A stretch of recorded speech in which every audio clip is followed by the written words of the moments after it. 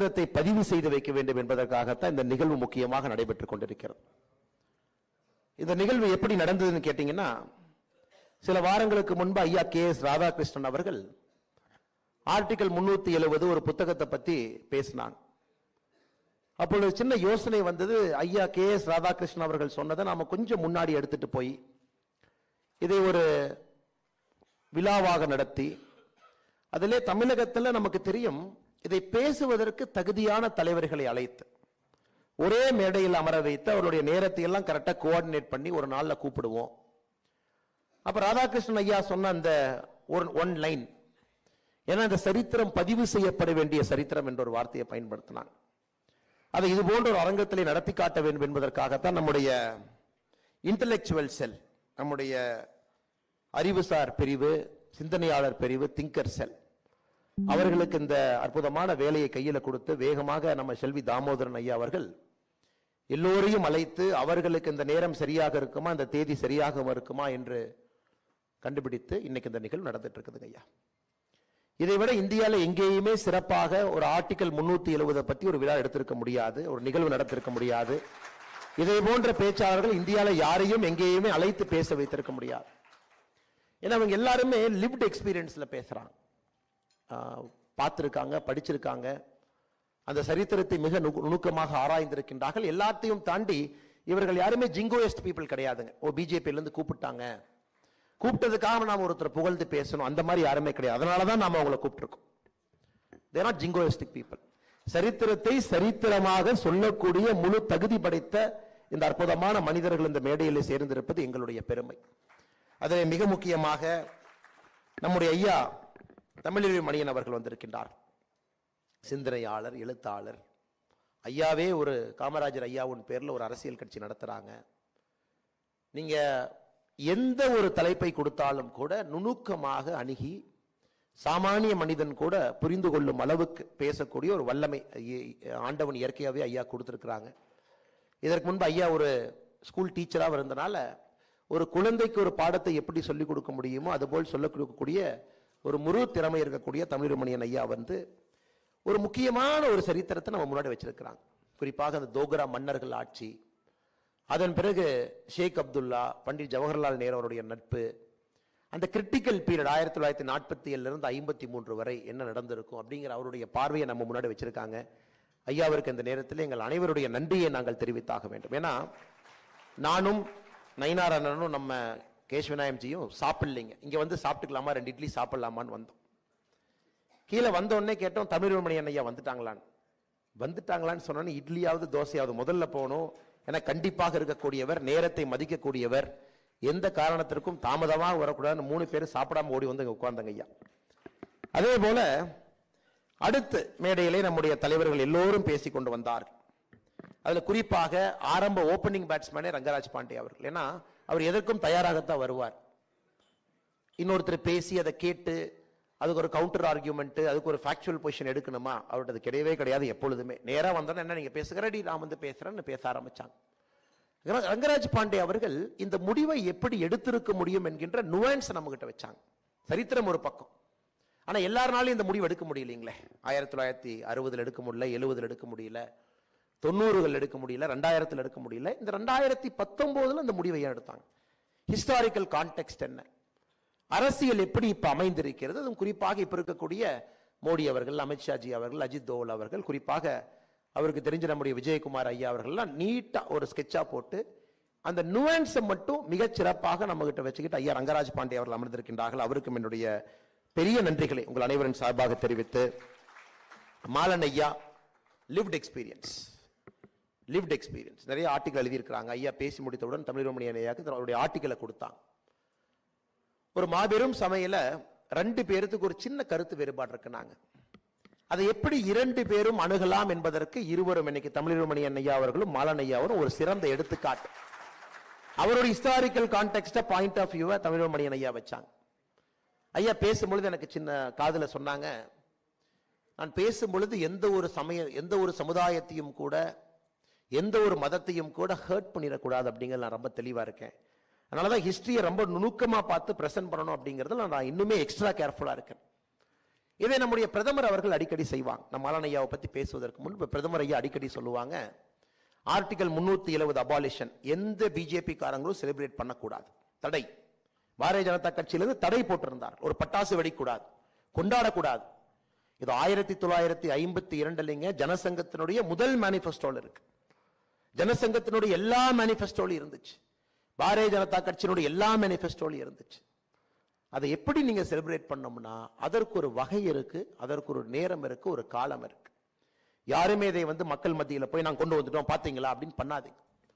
குறிப்பாக தீர்ப்பு வந்த அன்னைக்கு, சுப்ரீம் கோர்ட்ல தீர்ப்பு வந்த அன்னைக்கு முதல் கருத்து நம்முடைய பாரத பிரதமர் நரேந்திர மோடி அவருடைய கருத்து. நாங்க எல்லாருமே கட்சியில சொல்லிட்டோம், யாரும் இதை பத்தி பேசக்கூடாது, யாரும் இதை கொண்டாடக்கூடாது. பிரதமர் அவர்கள் என்ன வார்த்தையை பயன்படுத்துறாங்களோ அதை தாண்டி பாரதிய ஜனதா கட்சியில யாராவது வேறு வார்த்தையை பயன்படுத்தினால் நடவடிக்கை எடுப்போம் என்று எச்சரித்திருந்தோம்.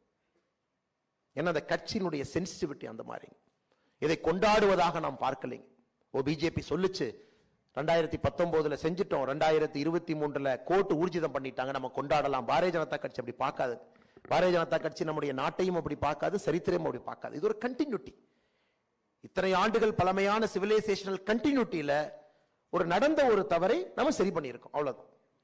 இதை கொண்டாடி ஒரு ஜிங்கோயிஸ்டிக் மோடுக்கு போய் நம்ம பண்ண வேண்டிய அவசியம் இல்லை. பிரதமர் மோடி அவர்கள் மிகச்சிறப்பாக அவருடைய முகநூல்ல பதிவு பண்ணியிருப்பார்.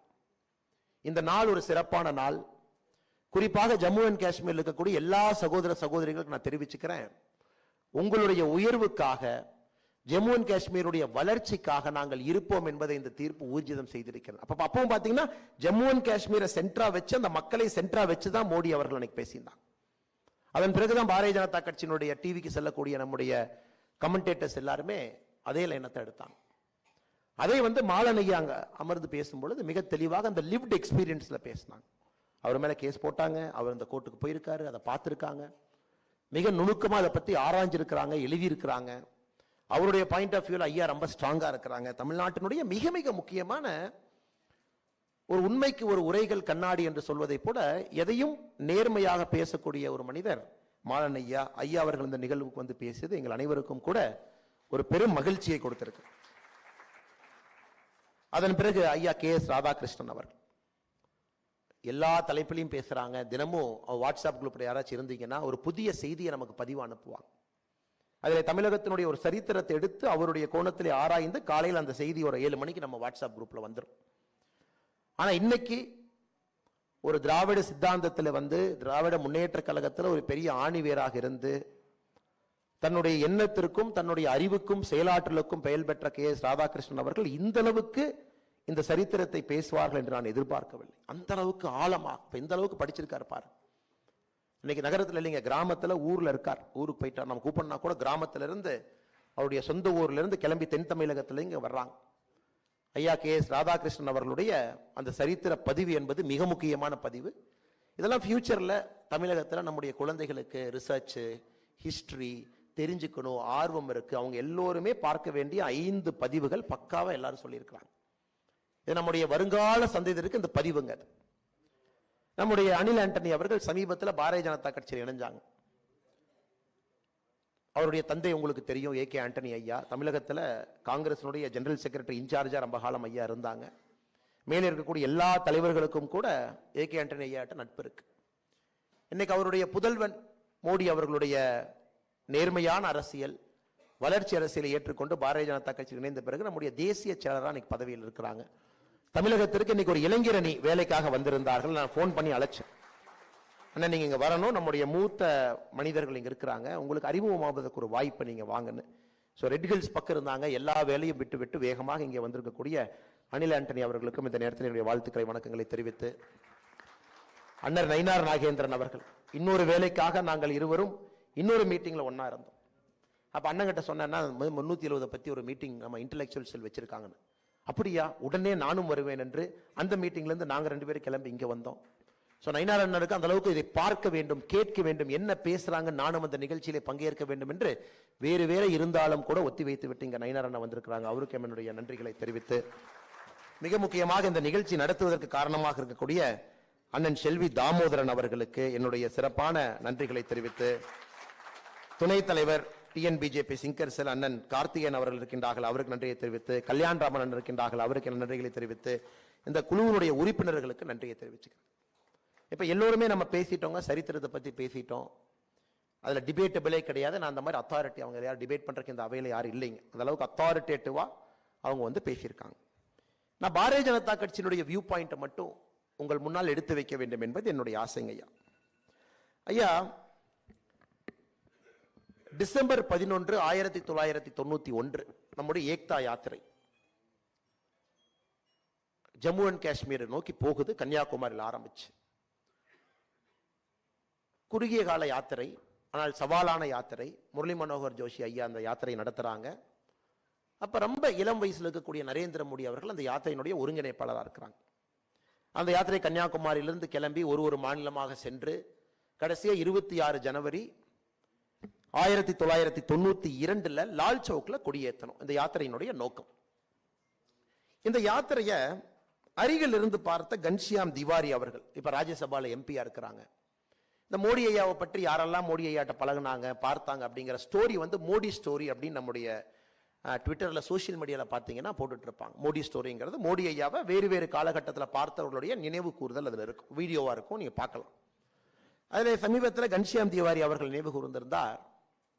மோடி அவர்கள் எந்த அளவுக்கு இந்த ஏக்தா யாத்திரையில தன்னை முழுமையாக ஈடுபடுத்திக் கொண்டார்னா, நைட்டு தூங்குறதுக்கு முன்னாடி தினமும் மோடி அவர்கள் எத்தனை பேர் யாத்திரால ஆரம்பிச்சாங்க, எத்தனை பேர் வந்திருக்கிறாங்க, எத்தனை பேர் கம்ஃபர்டபுளா இருக்கிறாங்க, சாப்பாடு எல்லாம் போச்சா, அடுத்த நாள் காலையில வண்டிக்கு டீசல் இருக்கா, டிரைவர் இருக்காங்களா, நம்ம போற இடம் கரெக்டானு 2 மணி நேரத்திற்கு மேல ஆய்வு பண்ணிட்டு மோடி அவர்கள் யாத்திரை முடிந்த பிறகு ஓய்வுக்கு போவாங்க. அதே போல அடுத்த நாள் காலை யாத்திரை ஆரம்பிக்கின்ற நேரத்திற்கு 2 மணி நேரம் முன்னதான் மோடி அவங்க வந்துருவாங்க. மோடி அவர்கள், நம்முடைய நரேந்திர மோடி அவர்கள் இஸ் பர்சனலி இன்வெஸ்டட். நாம இன்னைக்கு சொல்றேன், ஏன்னா நம்முடைய கட்சியினுடைய மூத்த தலைவர்கள் பர்சனலி இன்வெஸ்ட் ஆன ஒரு விஷயம். ஆர்டிகல் 370 ஷாம் பிரசாத் முகர்ஜி ஐயாவுடைய மறைவு நமக்கு தெரியும், மர்மமான மறைவு. அதன் பிறகு தொடர்ச்சியாக நம்முடைய கோலாத வைக்கிறோம். அப்ப டெரரிஸ்ட் எல்லாம் குறிப்பா நமக்கு பஞ்சாப் மாநிலத்தில் மிகப்பெரிய சவால் அந்த ஏக்தா யாத்திரைக்கு. அதை தாண்டி போக முடியவில்லை, சமாளிச்சு தாண்டி போனோம். அதன் பிறகு காஷ்மீருக்குள்ள போகும் பொழுது மிக தெளிவாக ஒரு கெடு கொடுத்திருந்தார்கள் அங்கிருந்து கூடிய மிலிட்டன்ஸ், பீக் மிலிட்டன்சி. அப்ப 89 ஆரம்பித்து பீக் மிலிட்டன்சி அந்த டைம்ல நம்ம போறோம். அப்ப உங்களுக்கு தெரியும் அந்த ஃபேமஸ் ஸ்டேட்மெண்ட், யாராவது தன்னுடைய உண்மையான அம்மாவினுடைய தாய்ப்பாலை குடித்திருந்தால் லால் சவுக்ல வந்து கொடியேற்ற முடியுமா நாங்க பார்க்கறோம் அப்படின்னு அங்க ஒரு மிலிட்டன்ட் லீடர் இந்த வார்த்தையை பயன்படுத்துறாங்க. அப்ப நம்முடைய முரளி மனோகர் ஜோஷி ஐயா தலைமையில் அந்த ஏக்தா யாத்திரை வெற்றிகரமாக சவாலை எல்லாம் தாண்டி கடைசியில் புல்லட் ப்ரூஃப் ஜாக்கெட் போட்டுட்டு தான் போக வேண்டும் என்று சொன்ன பொழுது அதை நிராகரித்து, புல்லட் ப்ரூஃப் ஜாக்கெட்லாம் நாங்கள் போட முடியாது, என்னாலும் பார்த்துக்கலான்னு நம்முடைய பாரதிய ஜனதா கட்சியினுடைய மூத்த தலைவர்கள் லால் சவுக்குக்கு போய் நம்முடைய தேசிய கொடியை ஏற்றியது நம் அனைவருக்கும் கூட தெரியும். மோடி அவர்கள் இது இன்னொரு இடத்துல நினைவு கூர்றாங்க. மோடி ஐயாவுடைய தாயார் சமீபத்தில் மறைந்த பொழுது மோடி ஐயா அந்த ஏக்தா யாத்திரை எனக்கு நினைவு கூர்றாங்க. என்னுடைய தாய் 2 முறை மட்டும்தான் நான் பிஜேபியினுடைய வேலையில் இருக்கும் பொழுது என்னை வந்து பார்த்திருக்காங்க. வேற இடத்துல என் தாய் வந்து என்னை பார்த்ததே கிடையாது. ஒரு முறை நான் குஜராத்தினுடைய முதலமைச்சராக இருந்த பொழுது எல்லா ஆசிரியர்களுக்கும் ஒரு இடத்துல கௌரவம் பண்ணோம். அதுல எனக்கு சொல்லிக் கொடுத்த ஆசிரியர் ஒருத்தர் வந்தாரு, தாய் கூட வந்தாங்க. ஒரு முறை அரசு நிகழ்ச்சியில தாயை பார்த்தேன்.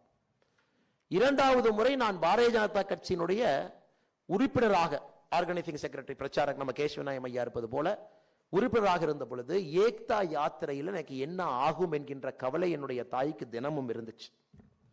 அப்ப ஏக்தா யாத்திரையை முடித்த பிறகு என் தாய் எனக்கு வந்து ஒரு சின்ன வெள்ளக்கட்டி கொடுத்து அதை சாப்பிட சொன்னாங்க.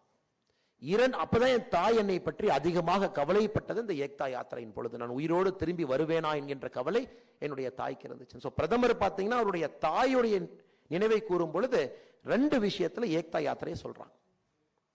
2014 இருந்து 19 வரைக்கும் நாம ஆர்டிகல் 370 மேல கையை வைக்கலீங்க. மூத்த தலைவர்களுக்கு தெரியும் ஏன் வைக்கவில்லை என்று.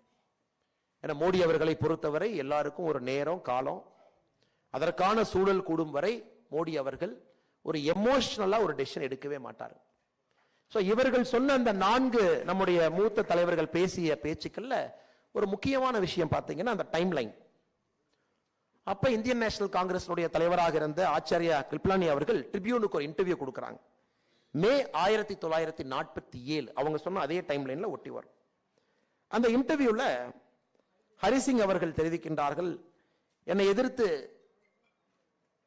அப்துல்லா அவர்கள் குட் காஷ்மீருங்கிறாங்க. எதுக்கு அப்படி சொல்றாங்க? நானே காஷ்மீர் வாசி தானே, என்னை எது காஷ்மீர்ல இருந்து வெளியே போக சொல்றீங்க? எனக்கு பெரிய மனசங்கடத்தை இது உருவாக்குது, இதை நீங்கள் தவிர்க்கணும் அப்படின்னு சொல்லுகின்றார். அதை ஆச்சாரிய கிருப்லானி அவர்கள் ரெக்கார்ட் பண்ணி அதை ட்ரிபியூன் பேப்பருக்கு இன்டர்வியூ கொடுக்குறாங்க. இந்த மகாராஜா ஹரிசிங் அவர்கள் round table conference 1931 I mean Indian first and then Maharaja அப்படின்னு கூட சொல்லியிருக்கார். அதன் பிறகு அப்படியே அந்த லைன் அப்படியே ஃபாலோ பண்ணிட்டு வந்தீங்கன்னா ஜூலை 1947 ஐயா சொன்னது போல நிறைய ஆக்டர்ஸ் இதுல இருக்காங்க. மிக முக்கியமா ஜவஹர்லால் நேரு அவர்கள் முக்கியமான actor, political actor. VP Menon அவர்கள் பொலிட்டிக்கல் ஆக்டர், ஹரிசிங் அவர்கள் பொலிட்டிக்கல் ஆக்டர், லார்ட் மவுண்ட்பேட்டன் அவர் ஒரு பொலிட்டிக்கல் ஆக்டர். வேறு வேறு அரசியல் தலைவர்கள் வேறு வேறு கோணத்தில் பார்க்கறாங்க. மகஜன் அவர்கள் அப்ப காஷ்மீருடைய பிரைம் மினிஸ்டரா இருக்கிறாங்க, ஹரிசிங் அவர் கூட அவர் ஒரு பொலிட்டிக்கல் ஆக்டர். ஸோ எல்லாருமே வேறு வேறு காலகட்டத்தில் ஒரு புத்தகத்தை எழுதியிருக்கிறாங்க. ஸோ ஹிஸ்டரிங்கிறது it is always to be read in parts என்று சொல்வதை போல எல்லோருடைய புத்தகத்தையும் ஒருங்கிணைந்து பேசி இருக்கிறாங்க, வேறு வேறு கோணத்தில் அலாசி இருக்கிறாங்க. அப்ப நமக்கு உறுதியாக கிடைப்பது என்னன்னாங்க, மகாஜன் அவர்கள் பிரைம் மினிஸ்டர் ஆஃப் காஷ்மீர். அவர் தன்னுடைய சுயசரிதையில் என்ன ரீகால் பண்றாங்கன்னா, I also met Pandit Jawaharlal Nehru in September 1947, the Prime Minister of India. The Maharaja was willing, I told the Prime Minister, the Maharaja was willing to accede to India and introduce necessary reforms in the administration of the state. Maharaja காஷ்மீரை இந்தியாவோடு இணைப்பதற்கு தயாரா இருக்கிறாங்க. நேரு கேட்டுக்கொண்டதுபடி சில administrative மெக்கானிசத்தையும் செயல்படுத்துறதுக்கு தயாரா இருக்காங்க. But Nehru அவர்களை பொறுத்தவரை சர்தார் வல்லபாய் பட்டேலுக்கு நேரு அவர்கள் செப்டம்பர் 27, 1947 கடிதம் எழுதுறாங்க. There is no other course open to Maharaja but this, to release Sheikh Abdullah and the National Conference leaders, to make a friendly approach to them, seek their cooperation and make them feel that this is really meant, and then to declare adhesion to Indian Union. So Nehru உங்களை பத்தி நமக்கு தெரியும், அவர்களுக்கு காஷ்மீர் மேல ஒரு emotional connect, personally invested. நிறைய இடத்துல அந்த எமோஷன் நேரு அவர்களுடைய ஒரு பிராக்டிக்கல் டெசிஷன் மேக்கிங், ஒரு பிரைம் மினிஸ்டர் எடுக்க வேண்டிய முடிவுகள் அந்த ஜட்ஜ்மெண்ட்டை கிளவுட் பண்ணுச்சா அப்படிங்கிற சந்தேகம் ஹிஸ்டரி படிக்கக்கூடிய எல்லா ஸ்டூடெண்ட்டுக்குமே இருக்கும். நமக்கு இதிலிருந்து என்ன தெரியுது? நாங்க 1953 அப்துல்லா அவர்களுடைய கைது வரை Nehru was very clear in sequencing. Abdullah first, accession second. Abdullah அவர்களுக்கு மரியாதை முதல், இந்தியாவோட இணைப்பு என்பது இரண்டாவது. இந்த எல்லாருடைய புத்தகத்தை படிக்கும் பொழுது இதே நேரு அவர்கள் அசெஷன் ஃபர்ஸ்ட், அப்துல்லா செகண்ட் அப்படின்னு ஒரு ஸ்டாண்ட் எடுத்திருந்தாங்கன்னா, இணைப்பு முதல், அதன் பிறகு அப்துல்லான்னு ஒரு கால் எடுத்திருந்தாருன்னா இன்னைக்கு காஷ்மீர் வேற மாதிரி இருந்திருக்கும். இன்னைக்கு பாரதிய ஜனதா கட்சியினுடைய பெரிய பிரச்சனை 2014 நம்ம ஆட்சிக்கு வந்ததே நிறைய இடியாப்ப சிக்கல் நம்ம கையில் இருந்துச்சுங்க. அந்த இடியாப்ப சிக்கல் எல்லாம் நம்ம சால்வ் பண்ண வேண்டிய சூழல். காஷ்மீர் ஆர்டிகல் 370. நம்முடைய கவர்னர் RN ரவி அவர்கள் இன்னைக்கு தமிழ்நாட்டில் அவரை பத்தி பேசாத ஒரு பரிமாணம். National socialist council of Nagaland NSCN இருக்கு, ஐசக் மூவையா குரூப் இருக்கு. கவர்னர் ரவி அவர்கள் இன்டர்லோக்டரா வர்றதற்கு முன்னாடி பல பேர் இன்டர்லோக்டரா இருக்காங்க.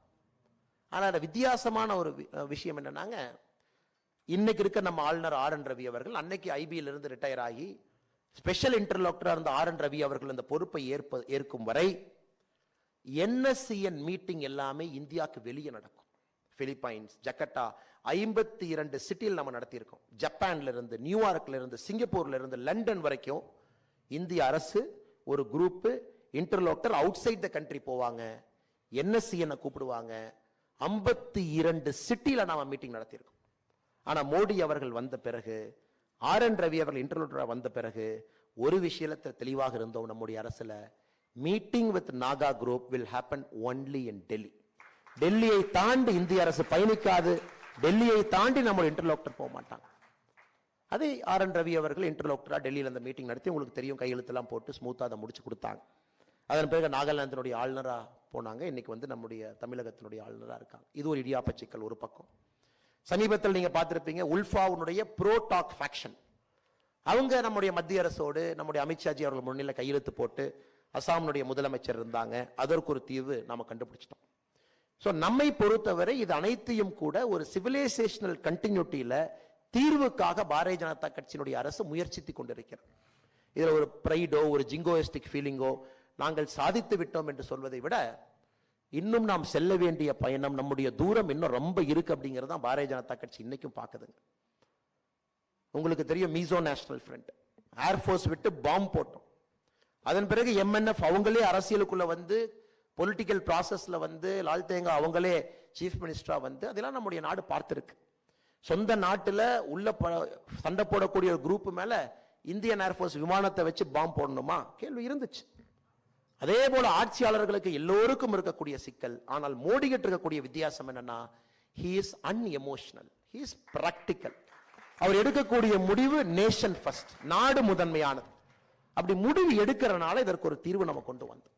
ஆகஸ்ட் 5, 6, 2019 ராஜ்யசபா லோக்சபால இதற்கான பில்லை கொண்டு வந்தோம். மிக பொறுமையாக சுப்ரீம் கோர்ட்ல வேற வேற பேட்ச் ஆஃப் பெட்டிஷன்ஸ் எல்லாம் போட்டு அதற்கான தீர்ப்பு வரும் வரை அனைவரும் காத்திருந்தோம். இப்ப தீர்ப்பு வந்த பிறகு கிளியரா நமக்கு ஒரு விஷயம் தெரியும், காஷ்மீரினுடைய இந்த இஷ்யூ என்பது it is thing of a past. இப்ப இதுல பாரதிய ஜனதா கட்சி நாங்கள் என்ன இழந்திருக்கின்றோம், இது ஒரு பாரதிய ஜனதா கட்சி தொண்டனாக சொல்வது என்னுடைய கடமைங்க. ஆகஸ்ட் 5, 6, 2019 ஆர்டிகல் 370 நாம் எடுத்த பிறகு ஆகஸ்ட் 20, 2021 2 ஆண்டுகள்ல மட்டும் 2 ஆண்டுகள்ல காஷ்மீர்ல பாரதிய ஜனதா கட்சியினுடைய தொண்டர்கள் தலைவர்கள் 23 பேர் கொல்லப்பட்டிருக்கின்றார்கள். ஆனா பாரதிய ஜனதா கட்சி இந்த பிரச்சனை நாம் எடுக்கிறோம். ஆர்டிகல் 370 கொண்டு வந்து இதை சரி செய்ததற்கான பனிஷ்மெண்ட் யாருன்னா நம்முடைய தொண்டர்கள் அங்கே கொல்லப்படுகின்றார்கள்.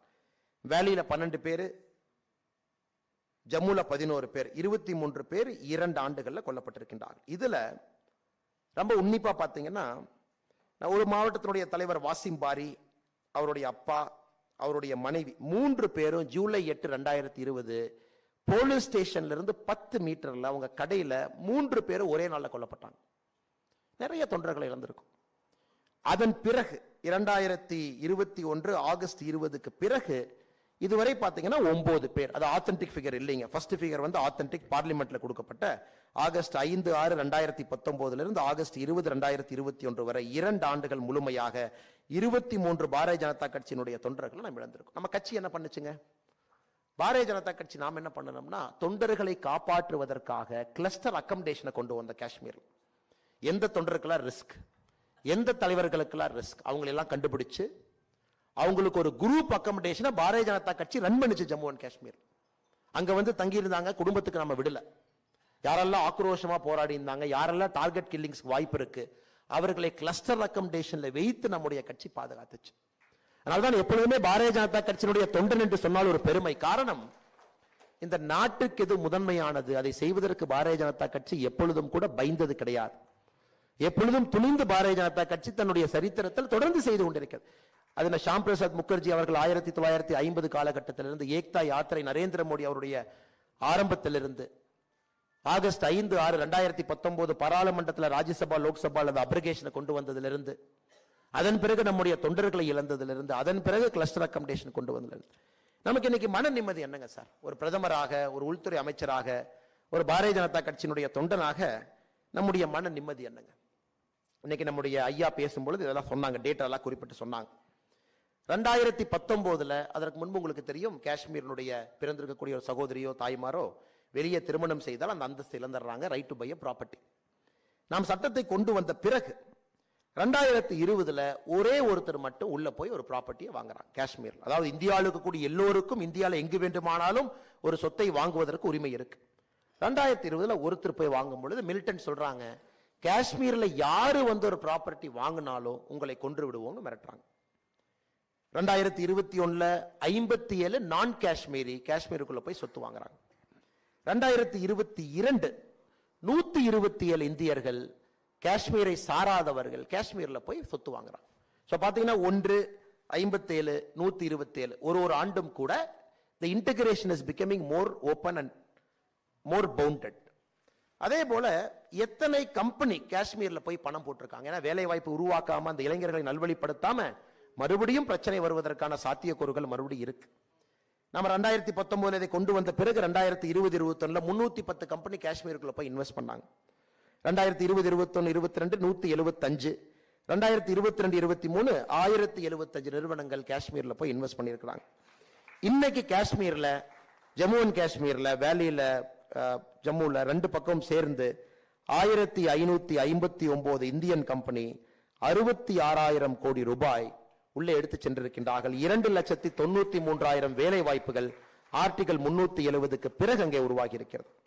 ஐயா தமிழ்மணியன் ஐயா பேசும்போது அற்புதமா ஒரு வார்த்தையை சொன்னாங்க. இந்தியாவுக்கு இருக்கக்கூடிய சட்டம் காஷ்மீருக்கு பொருந்தாது.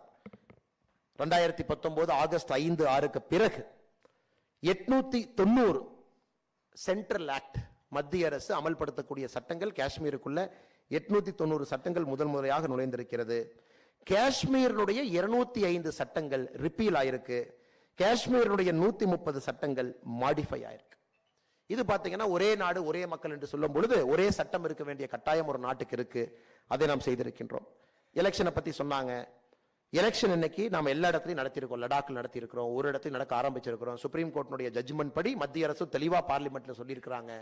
ஜம்மு அண்ட் காஷ்மீருக்கான தேர்தலும் விரைவா நடக்கும். ஆனா முதலாக நாம அசம்பிளி சீட்ஸ் ரிசர்வ் பண்ணியிருக்கோம் எஸ்டி கம்யூனிட்டிக்கு.